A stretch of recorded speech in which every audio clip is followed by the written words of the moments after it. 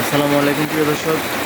দেখেন আমাদের এখানে খুবই বৃষ্টি হইতেছে, প্রচণ্ড রকমের বৃষ্টি। দেখেন বৃষ্টি হইতেছে আপনার সাথে 2টা দিন বৃষ্টি, একই টানা বৃষ্টি হইতেছে। আপনার বৃষ্টির জন্য কোনো দিকে বের হওয়া যাচ্ছে না, আপনার কোনো দিকে যাওয়া যাচ্ছে না। প্রচণ্ড রকমের বৃষ্টি, বজ্রপাত বৃষ্টি।